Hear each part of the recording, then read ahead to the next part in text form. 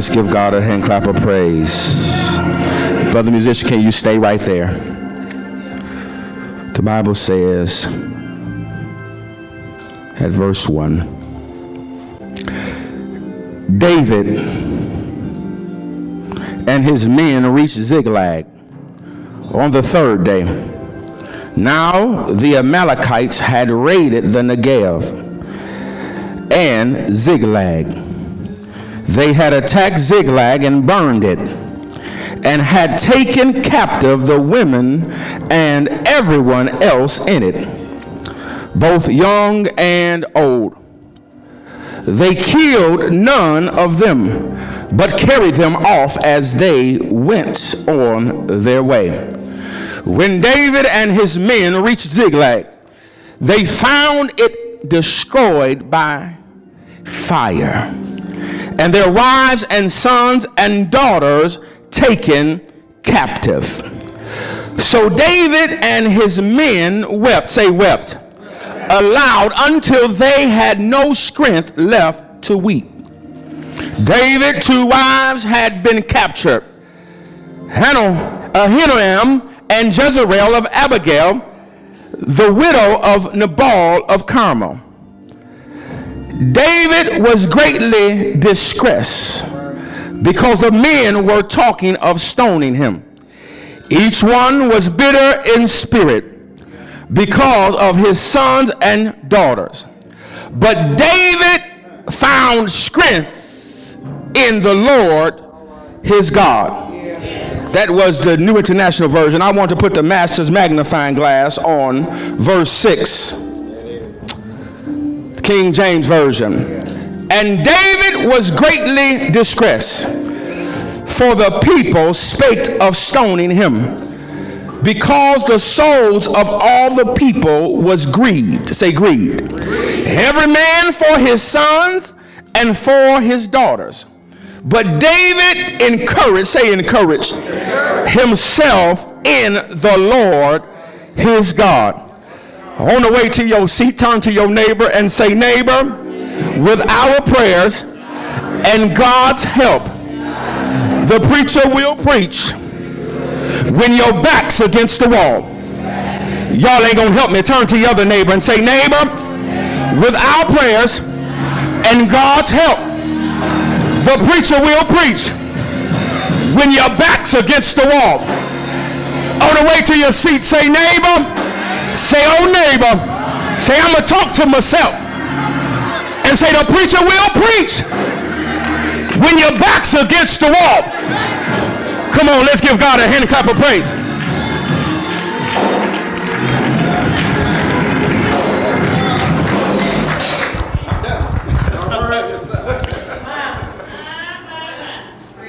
My beloved, oftentimes we are ashamed to say that things are not going well. We always want to put on this facade like clothes, where we look good, we smell good, but the thing underneath don't feel good. The reality is that we're ashamed to say that it ain't going well. Y'all had that elevator, Reverend Des, that elevator conversation. You get in with your coffee, you get in with your Dunkin' Donut, and you say, how you doing? And the person say, I'm blessed and highly favored. But the reality is, Sister Rose, is that their life is falling apart. And so often we try to cope with life troubles with our own hand. And I'm here to submit to you, beloved, that when life becomes difficult, when life becomes unbearable, you need to trust in the Lord. So often, sister, we often give God the sloppy seconds. God don't matter until we need him. Brother Joseph, when things going right, when our money right, relationships right, life going well, we never give God his just due. But Sister Foster, when things are going bad, we quickly go to Lord, woe as me. But the reality is that we have to be okay with not being okay. Y'all ain't gonna help me, Preach Smith, I'm trying. You have to come to a point in your life and your spiritual life where it is okay not to be okay. Don't let your neighbors tell you that you're weak because you're not okay. But what makes you weak when you think you're okay? Absent of God in your life. But when you operate under humility and submit to God, then when you're not okay, it's okay. As I tiptoe to the text this morning, if you take a journey with me just for a little while, I'm riding to a place called Ziklag. There's some men that are following a man named David.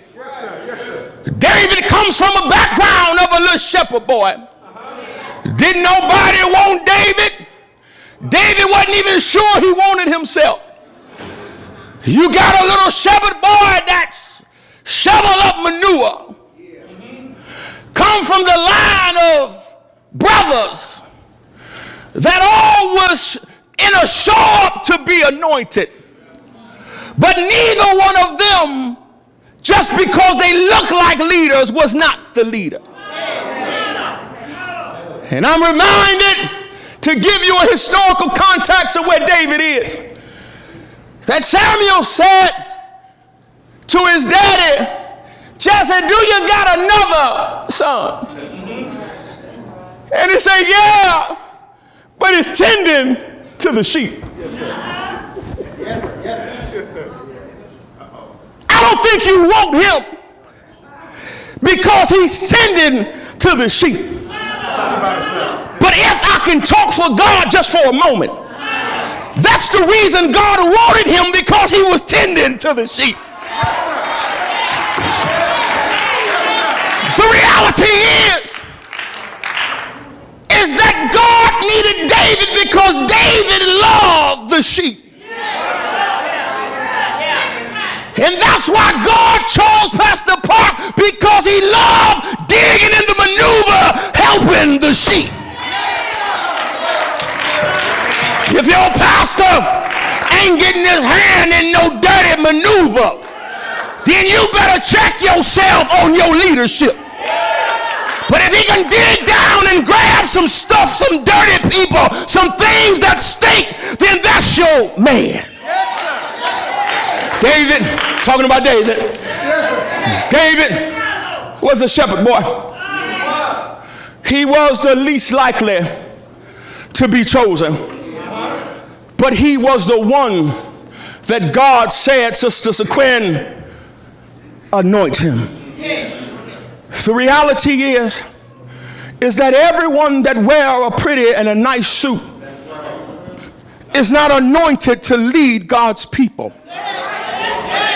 So when God sends someone to lead you, you better put on your following shoes. I heard in a meeting one time somebody say, you keep messing with the man of God, I feel for you. I feel sorry for you. Because the Bible says, touch not thy anointed. Do my prophet no harm. David was anointed. Pastor Parks was anointed. Quit looking across town for another ministry. God sent you here, sit tight and put the locks on your feet. Serve God. the pastor through God. David now is leading, walking through a place called Ziklag. And when David got there to a place called Ziklag on the third day, they didn't give us no calendar date, but from wherever he was coming from, it was 3 days. And it says, now the Amalekites had raided the Negev and Ziklag. The Bible says they had attacked Ziklag in such a way that the more dirty scoundrels threw a match when they left. They burned Ziklag down. But not only, Sister Lee, did they burn Ziklag, but they took captive the family members, wives, daughters, and son of David and his men. I'm a prisoner of the text. Watch the text. Hold on. Put your seatbelt on. And the Bible says they took these people captive, young and old. When you watch the text is suggesting that they left no one behind. That if you was there, you were taken. And the Bible says that they killed none. Y'all don't even know when to shout. They burned Ziklag up. They took the women and the children. They burned Ziklag up. They took the children and the women. But the Bible says they killed none of them. So just because people destroy the things that's around you or that you possess does not mean, Pastor Parks, that God will allow them to kill you. So because you have some burns in your life, don't worry about the things or the objects that burn down, but thank God that you didn't get killed in the burning.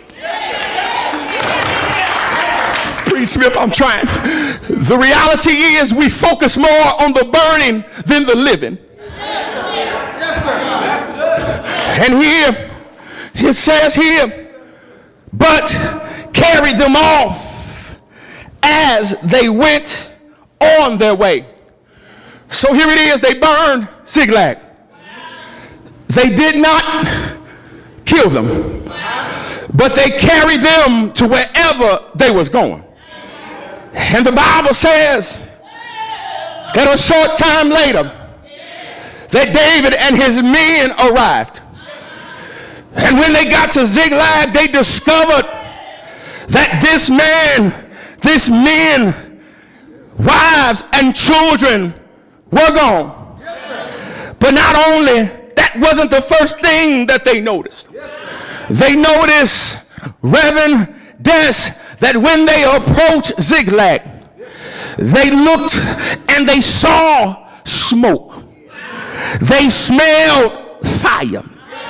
And when they smelled the smoke and fire, their hearts began to race. Because David and his men understood and realized who was left behind. They knew when they left Ziklag, Deacon Pete, that their wives and their children were there. And now I return on the journey. And not only is it fire there, but my children and wives are gone. And the Bible says they found it destroyed. And they noticed that the family members were captive. But the Bible says that David and his men, they wept aloud. They not only cried, but they cried until they couldn't cry no more. See, the problem is, brother musicians, is that men think they can't cry. They think crying makes them weak. But crying, it releases some anger that's inside. Crying, it release the turmoil that you got balled up inside. So is there anybody here that don't mind crying a while? Because if you take the time to cry, Mr. Foster, you will cry some stuff out. You won't end up in Jackson Penitentiary because you cried some stuff out. You won't end up losing your job because cussing the boss out because you cried a while. You won't walk away from your church and had bad integrity and see your ungodly character because you took time to sit on the pew and cry a while. Is there anybody here that know that Jesus, he wept a while when things wasn't going well? The Bible says he wept. Oh, he wept. Can I put it in my layman's terms? He cried. Oh, didn't he cry? He cried. Teardrop after teardrop. Water drop after water drop. He cried. He cried. They wept until they had no strength left. See, sometimes you got to cry, Deacon Pete, where it takes the energy out of you. And when it takes the energy out of you, you ain't got no energy to do no sin. It ain't bad to be angry, but the problem is when you get angry, where your anger leads to. Anger leads to sin. So if y'all allow me to use my imagination, David cried. He cried to release some stuff that he didn't want to do. But the Bible says that David's two wives had also been captured. His wives, Ahinoam of Jezreel and Abigail. Yeah, two wives. Many of us, we can't handle one wife, but here it is. He got two wives. Is somebody here, y'all can't handle one husband, but you're always looking, trying to get another husband. Just hold on to what God has given you. Wrap them up and say, I love you, baby. Some of y'all, I'm going to get off the curb for a minute. Y'all can't tell when y'all tell y'all significant other that you love them. You drop your head and bite your lip because you ain't told them in a long time. I tell my wife and my children, I love them, I love them, I love them all the time. In the morning, I even call on lunch break and say, baby, I love you. I tell my kids before they go off to school, baby, I love you. Because when something happens, now I got something to cry for. I said in the text, he wept, didn't I? Yeah, David, two wives. Watch the text. And the Bible says, David was greatly distressed. And David was in a place where I feel like killing somebody. David was in a place where stress was quickly overcoming him. Y'all ain't never been there. I know y'all good Christians, where you don't feel like just cussing a joker out. You come out of church meeting and you feel like just cussing like you on Mack Avenue. But the God in you say, I can't do it because I'm a representative of Christ. I'm just describing how mad David was, how distressed he was. And the Bible says that David was distressed because the men were talking of stoning him. Each one was bitter in spirit. David was distressed. Each one of his men that were bitter in spirit were talking about stoning him. Watch the text. And the Bible says that these men literally wanted to kill David. But Pastor Parks, I got some tension with the text. All right. The same man, Sister Parks, Lady Parks, that wanted to kill and stone David lost their family, sons, wives, and daughters. The same men that wanted to kill David were the same men that David led from up to the point till he reached Ziklag. The problem I have with the text is the same men that lost their families, wives, and their things. They forgot that David was in the same predicament. Have y'all ever hung around some folk that y'all all in the same predicament? And when you're leading them, they want to jump on you instead of helping you. Can I share that everybody that follows you are not for you? Everybody that follows you are not with you. And the reality is that you have to have some discernment that when God shows you that they are not with you, that you have to say, Lord, thank you. The reality is that you can tell when somebody is with you. Brother Foster, get in a board meeting. Let your back be against the wall, and you will see who's with you. Y'all been in church meetings. I've been in a few myself. And you will see who's with you. When you give God's vision, the same one that say they with you are sitting in a meeting and won't say nothing for you. But as soon as you get out on Mack by your car, weeping with tears, they somehow get behind you and say, Pastor, I'm with you. And you know what I say? I'd rather be by myself. Because if you can't be with me when it counts, don't be with me when I'm in trouble. I'm reminded of a man, a pastor, by Pastor Williams.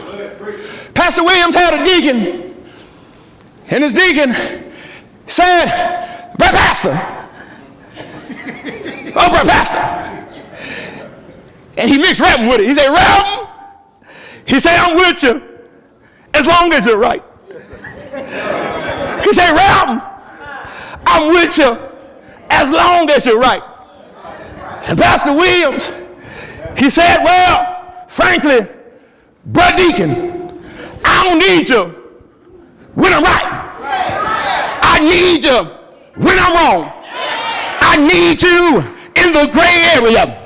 Is there anybody here that thank God for sending folk that will show up when things are bad? Pastor Parks, when things get bad. Just ask God to show you the ones that will show up. And everybody that's present, baby, ain't showed up for nothing. See, sometimes you got people that occupy pew space to come and see what's going on. They ain't coming to pray for nobody. They ain't coming to give no tithes.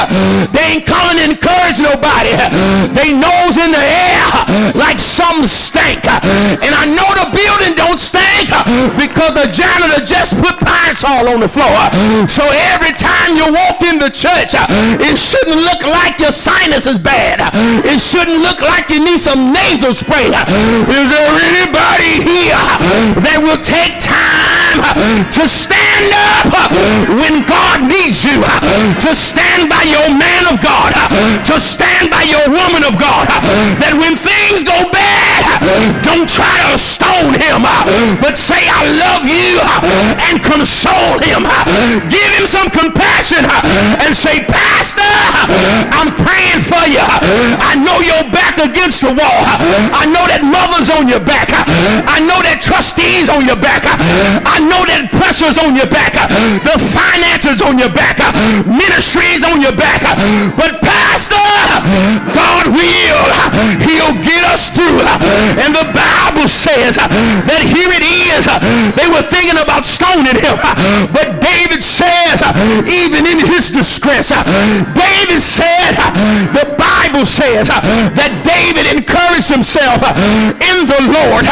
And Pastor Parks, when things get bad, just encourage yourself in the Lord. Encourage yourself in the Lord.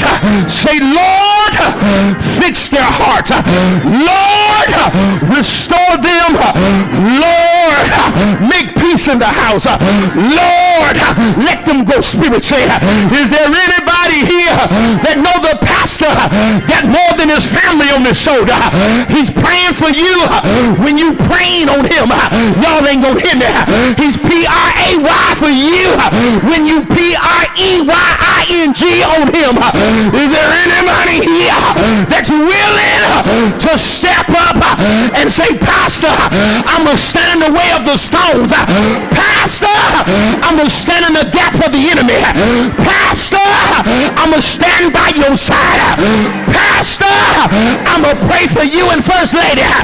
Pastor, don't worry about that conflict. Deacon, say, I got it, Pastor. Pastor, don't worry about the finances. We gonna talk to the church and say we must give and thank God for what he has given us, because I know a whole lot of churches that look real pretty and got a hole in the roof and paying $4,000 a month. You better thank God for what you have. And the Bible says that he encouraged himself in the Lord, and as he encouraged himself in the Lord, David, he was bitter as well, but the encouragement of the Lord got him in a spiritual place. I'm about to write about it here.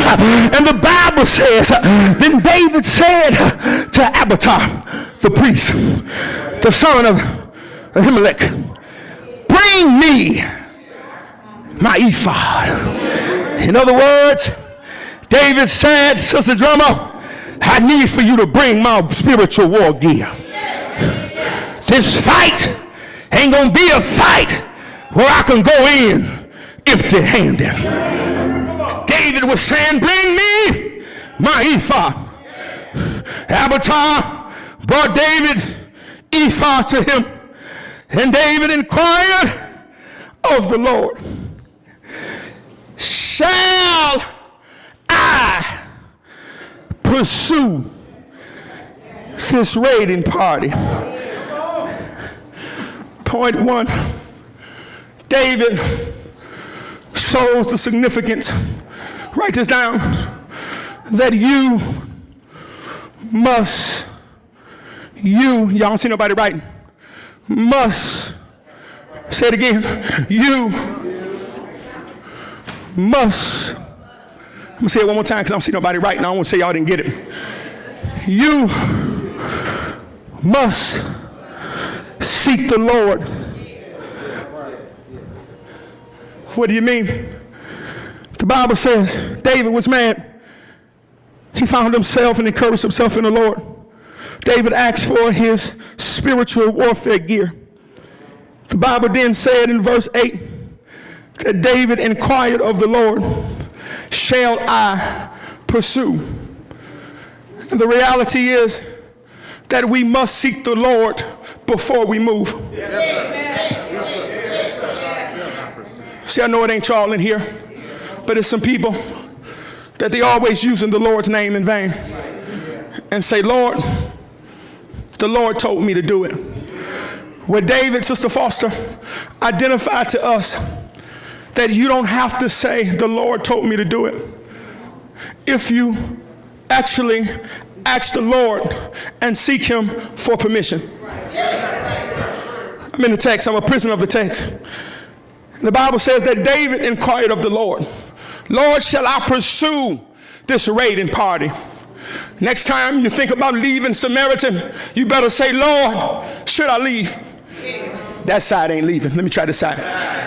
Next time you do something in your life and your relationship with your husband or your wife ain't going well, you better ask God, God, should I leave?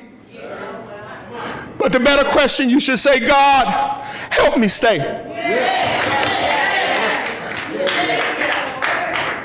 So you must seek the Lord. One point. And he says, shall I pursue this raiding party?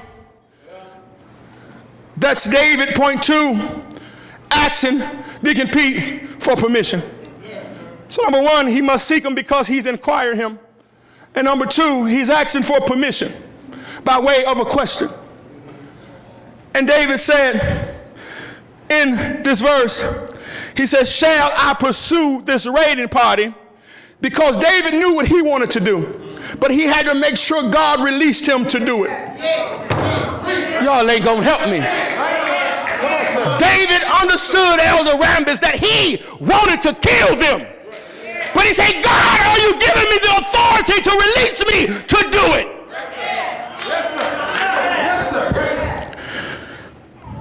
So you must seek God. You must ask God for permission. And then when you ask God for permission in the question, you must ask God a question for confirmation. I'm going to try this, Sister Pennington. Number 1, you must seek the Lord. 2, you must ask God for permission. But in your second question of asking God for permission, the next question is a question of confirmation. Lord, are you going to release me to go and raid them? The second question says, and he needs an answer of a question of, Lord, will I overtake them? So in actuality, what David is asking, God, can I go and do what I need to do? But before I go, I need to know, am I going to win? Y'all ain't going to help me. Lord, if you let me go, am I going to win? Is there anybody here today that say, God, can you release me? But before you release me, I need to know, can I win? Is there anybody here today that knows when your back's against the wall that you need to ask God, God, will I overtake them? God, will I overtake cancer?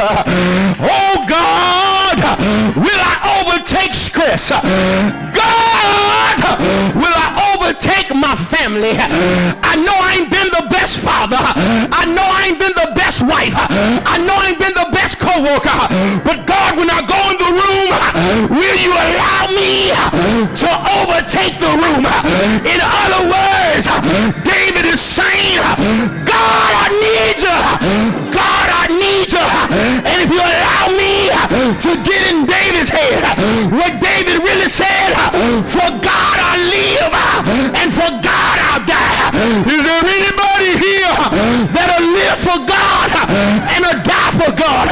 Is there anybody here that asks God for the permission because you need God? And Brother Pastor Parks, when you're in your next series of teaching, ask God, God, will you allow me to move swiftly in these teachings? Because I need you, God. It ain't about me, but it's all about your word. And the Bible says that God gave permission. I'm about to wrap it up. Point 1, you must seek the Lord. Point 2 is that you must what? Huh? You must ask permission. And point 3, you must do what?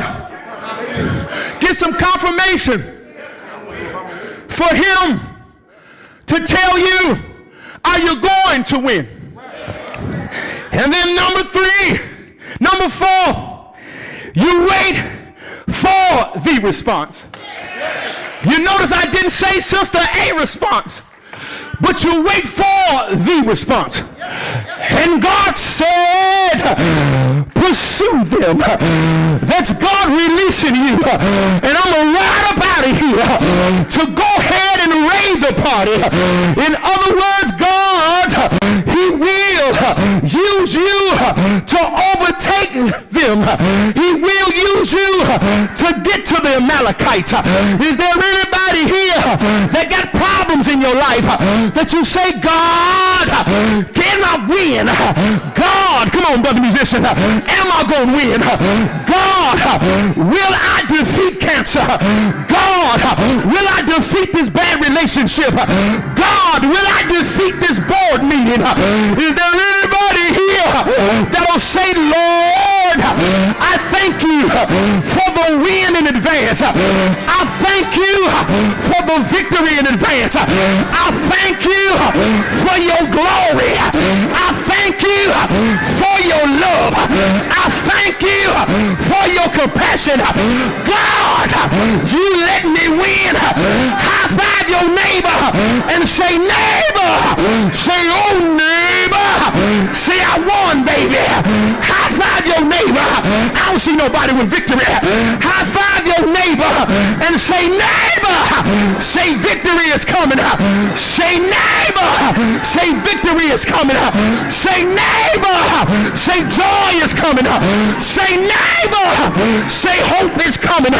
Say, neighbor. Say, love is coming. Is there anybody here that know a man, not M-A-N, but M-A-N-E? My grandmama, she was from Marion, Arkansas, and she rocked up against the counter, cutting up that fish and cutting up the potatoes to make them grits. And she say, son, I know a man. I say, grandmama, you cheating on my granddaddy. I'm going to have to tell him.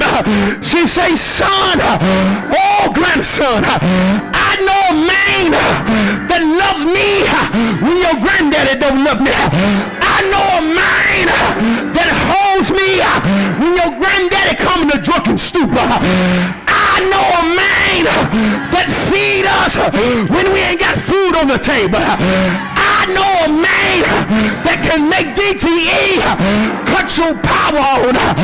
I know a man. I say, grandmama, I love you real good, but I love my granddaddy. And I say, I'm going to tell my granddaddy. She say, what's good, son? Will you tell your granddaddy? Tell him about this man. I say, grandmama, who is this man? She say, his name is Jesus. His name is Jesus.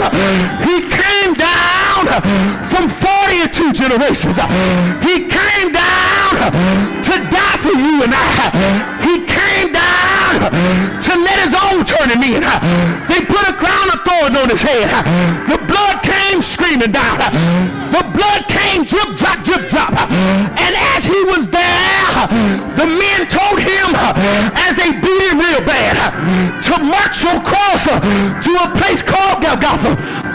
He marched his cross to a place called Golgotha, that's known in Aramaic as the Valley of the Skulls. He got to the place, come on, listen, he got right there, and the Bible says that they put a nail in his right hand, they put a nail in his left hand, they put a nail in his feet. Yeah, can I tell you something? They put the crown of thorns on his head to disrespect his authority. They put the nails in his hand to disrespect his work. They put the nails in his feet to disrespect his journey. And then the Bible says they hung him up high. He was stretched out wide. And as he hung there, his head fell on the locks of his shoulders. He died. Oh, didn't he die? He died. He died on that Friday. They took him off the cross and put him in a ball tomb. He stayed there all the first day. He stayed there all the first day evening. If you allow me to use my imagination, they came to the tomb and they say, Jesus, I got some steak and potatoes. And Jesus waved his linen and he said, Reverend, I'm all right. They came back the second day. They say, Jesus, we got more than continental breakfast. We got steak, eggs, fried chicken. We got some grits and some some oatmeal. And grandmama made some of that sweet tea with them buttermilk biscuits. And Jesus said, I'm all right. They came back in the afternoon. They said, Jesus, because we thought you was having a birthday party, we went and ordered some hot and readies. Some of the kids wanted some pepperoni and cheese. Some wanted meat lovers. Some wanted vegetarian. But do you want some, Jesus? Jesus waved the linen and he said, no, I'm all right. And the Bible says that a woman named Mary, not Mary, a woman named Mary, she showed up on the third day. And the Bible says that the stone was rolled back from the tomb, that Jesus had rose with all power. He went down to the depths of hell. He fought Satan and said, Satan, you can't stop us. And he came back up and he saved us. He put a plan in place that you can get saved. Is there anybody here that loves a man named Jesus? His name is Jesus. When you're back against the wall, when your church against the wall, when your family's against the wall, try Jesus. Try Jesus. Can I do roll call? And I'm wrapping up. What's his name? His name is King of Kings. What's his name? His name is Prince of Peace. What's his name? His name Elohim. What's his name? Bridge over troubled water. What's his name? A doctor in a sick room. What's his name? Elroy. What's his name? Emmanuel. What's his name in English? Jesus. If you speak a little Spanish, you might say Jesus. Jesus. Jesus. Won't it do it? Won't it do it? No weapon that's formed against you, you shall prosper. When your back's against the wall, you need a ministry of Proverbs 3, 5, and 6. I will trust in the Lord with all the heart and lean not to thy own understanding, but in all thy ways acknowledge him, and he shall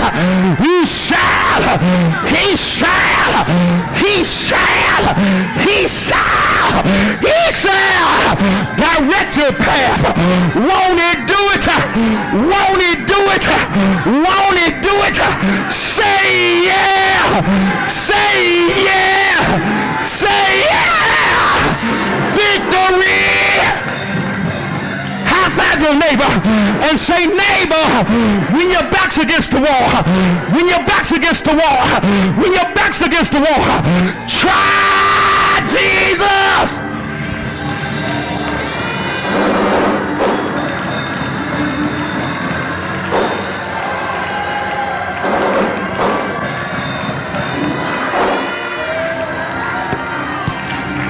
Farewell, Arriba Dirty. Won't it do it? Won't it do it? Won't it hold your feet firm?